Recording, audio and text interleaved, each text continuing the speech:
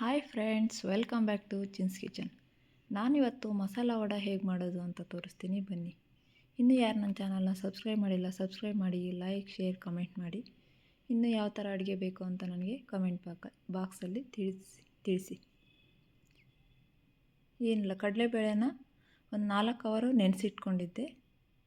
ಅದನ್ನು ಚೆನ್ನಾಗಿ ತೊಳೆದ್ಬಿಟ್ಟು ನೆನೆಸಿಟ್ಕೊಳ್ಳಿ. ಅದನ್ನು ಮಿಕ್ಸಿ ಮಾಡಿ ಇಟ್ಕೊಳ್ಳಿ, ತರಿಯಾಗಿ ರುಬ್ಕೊಳ್ಳಿ. ಅದು ಎತ್ತಿಟ್ಕೊಂಡ್ಮೇಲೆ ನಾನು ಒಂದು ಸ್ವಲ್ಪ ಮೆಣಸಿನ್ಕಾಯಿ ಹಾಕ್ಕೋತಾ ಇದ್ದೀನಿ.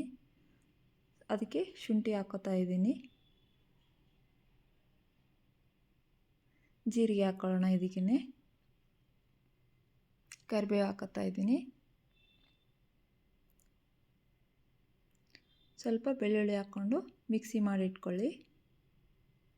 ಇವಾಗ ಒಂದೆರಡು ಈರುಳ್ಳಿನ ಚಿಕ್ಕದಾಗಿ ಹೆಚ್ಚಿಟ್ಕೊಂಡಿದ್ದೀನಿ. ಅದಕ್ಕೆ ರುಬ್ಬಿಟ್ಕೊಂಡಿರೋ ಕಡಲೆಬೇಳೆ ನೆನೆಸ್ಕೊಂಡಿದ್ವಲ್ವ, ರುಬ್ಕೊಂಡು ಇಟ್ಕೊಂಡಿದ್ವಲ್ವ, ಅದನ್ನು ಹಾಕ್ಕೊಳ್ಳೋಣ. ಇವಾಗ ಹಸಿಮೆಣಸಿನ್ಕಾಯಿ ಪೇಸ್ಟ್ ಮಾಡಿ ಇಟ್ಕೊಂಡಿದ್ವಲ್ಲ, ಅದನ್ನು ಹಾಕ್ಕೊಳ್ಳೋಣ. ಇದರಲ್ಲಿ ಕೊತ್ತಂಬರಿ ಮತ್ತು ಸಬ್ಬಕ್ಕಿನ ತೊಳೆದ್ಬಿಟ್ಟು ಚಿಕ್ಕದಾಗಿ ಕಟ್ ಮಾಡ್ಕೊಂಡು ಇಟ್ಕೊಂಡಿದ್ದೀನಿ, ಅದನ್ನು ಹಾಕ್ಕೊಳ್ಳೋಣ. ಇದಕ್ಕೊಂದು ಸ್ವಲ್ಪ ಉಪ್ಪು ಹಾಕ್ಕೊಂಡ್ಬಿಟ್ಟು ಚೆನ್ನಾಗಿ ಕಲಿಸ್ಕೊಳ್ಳಿ. ಟೇಸ್ಟ್ ಮಾತ್ರ ತುಂಬ ಚೆನ್ನಾಗಿ ಬರುತ್ತೆ. ಸಬ್ಬಕ್ಕಿ ಹಾಕಿರ್ತೀವಲ್ವ, ಅದ್ರ ಫ್ಲೇವರು ಚೆನ್ನಾಗಿರುತ್ತೆ. ಇವಾಗ ಒಂದು ಸ್ವಲ್ಪ ಕಡಲೆಬೇಳೆನ ಎತ್ತಿಟ್ಕೊಂಡಿದ್ದೆ ನೆನೆಸಿರೋದನ್ನ, ಅದನ್ನು ಹಂಗೆ ಹಾಕ್ಕೋತಾ ಇದ್ದೀನಿ. 1 ಸ್ಪೂನಷ್ಟು ಅಷ್ಟೇ. ಎಲ್ಲನೂ ನೀಟಾಗಿ ಕಲಸಿಟ್ಕೊಳ್ಳಿ. ಇದಕ್ಕೆ ನಾನು ಸೋಡಾ ಏನೂ ಹಾಕೋತಾ ಇಲ್ಲ, ಸಿಂಪಲಾಗಿ ಮಾಡ್ಕೊಂಬಿಡಬಹುದು.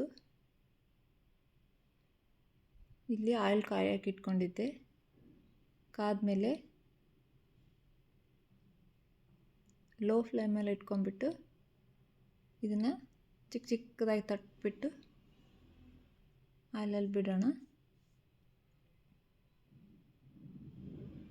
ನಿಧಾನಕ್ಕೆ ಬೇಯಿಸಿ, ಒಳಗಡೆ ಎಲ್ಲ ಚೆನ್ನಾಗಿ ಬೆಂದರೆ ಕ್ರಿಸ್ಪಿಯಾಗುತ್ತೆ. ಅದು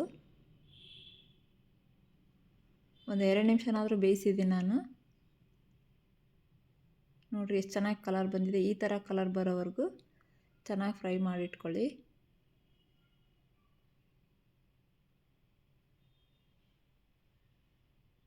ಇವಾಗ ಮತ್ತೆ ಬಿಡ್ತಾಯಿದ್ದೀನಿ ನೋಡಿ.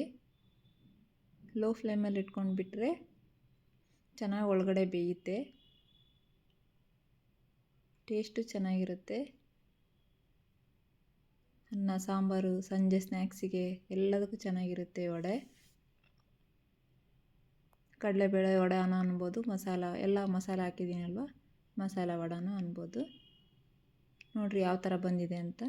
ನೀವು ಮನೇಲಿ ಮಾಡಿಕೊಂಡು ಹೇಗಿತ್ತು ಅಂತ ನನಗೆ ಕಮೆಂಟ್ ಬಾಕ್ಸಲ್ಲಿ ತಿಳಿಸಿ. Thank you.